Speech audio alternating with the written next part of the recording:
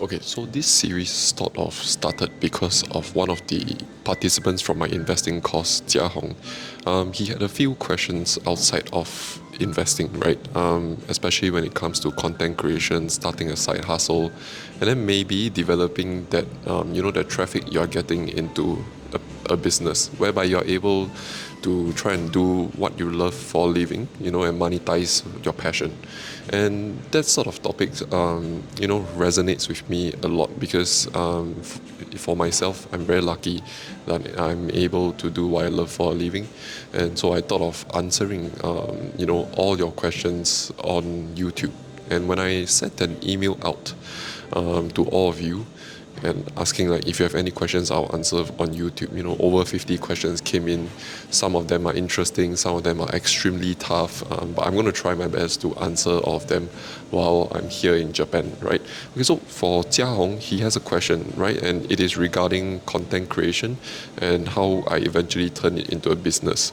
So his question is this: how do I start writing content or short posts on Twitter or creating video content? I want to make something unique, but I also don't want to, step on your toes as I develop it along the way. So this one, so the biggest challenge when it comes to creating content is not really the lack of ideas. Most of us have an abundance of ideas, but it is our expectations of ourselves, that sort of prevents us when it comes to publishing this content. Right, so for myself, I have this fear when I first started. While I was still working in the public sector, I was wondering like, what if I publish and then my colleagues laugh at me, my friends laugh at me, I sound stupid, so on and so forth. But the truth is, the content idea is there, but our own voice shut it out before we could even put it out there. So for myself, I first started publishing all my ideas anonymously, right, under the name Steady Compounding. After 2 to 3 months, there was a bit of validation by what people are reading on my blog, on social media, etc. That's where I, slowly gained the confidence to start publishing under my own name, right? And here's the thing. Even until today, whenever I publish something, there will always be the nagging fear that it is not good enough, or that I sound stupid, or or that whatnot. But the truth is, we are going to be our harshest critic.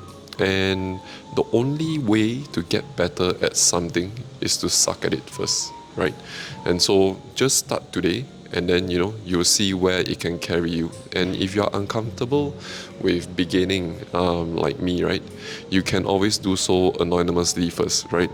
To be honest, the biggest tragedy when it comes to creating content is not that people will laugh at you or what. It's that it become crickets after you hit the publish button. There's no responses, there's no views, no nothing, yada, right?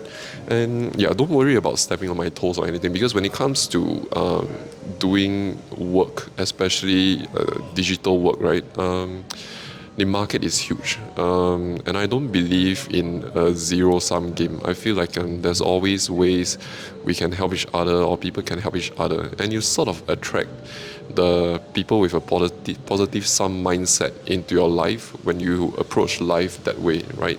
If we always think life as a zero-sum game, then it's going to be quite a sad way of doing things. And the only reason why I'm able to do what I'm doing today is not just because of me putting the work out there. It's also because a lot of people help me, right? People who are a few steps ahead of me, who are willing to give me the opportunity, help me get the exposure, people with bigger traffic sharing my stuff, right?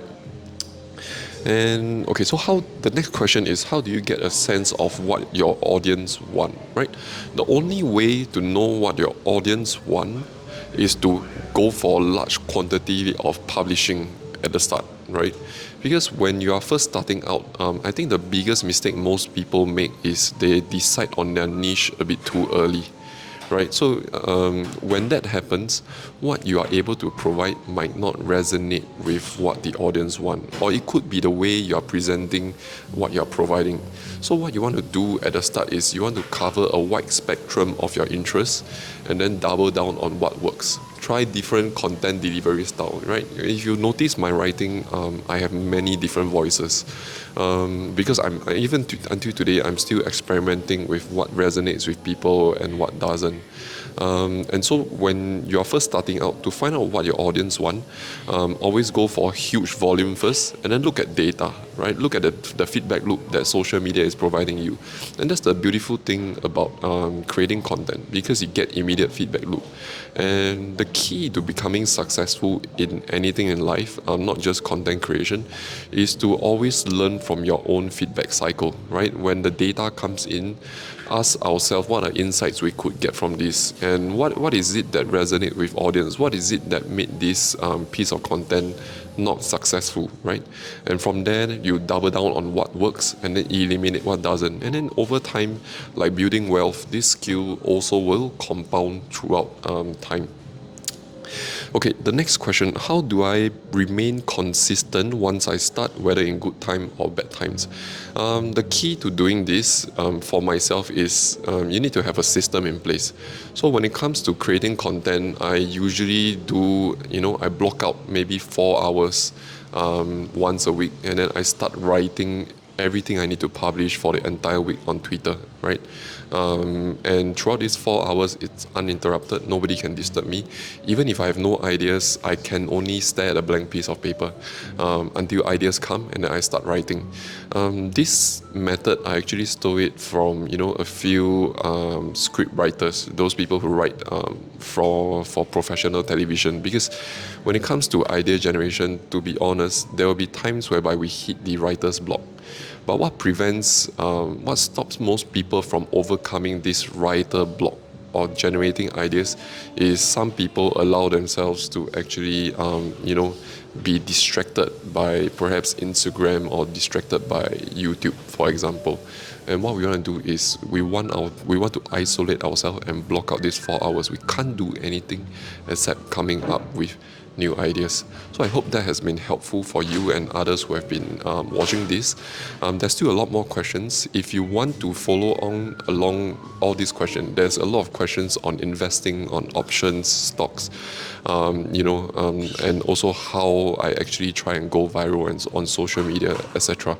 And also definitely some productivity tips as well. If you want to follow along, make sure you hit the subscribe button below. And if you have any questions, feel free to go ahead and comment, and I will try and answer them as soon as I can.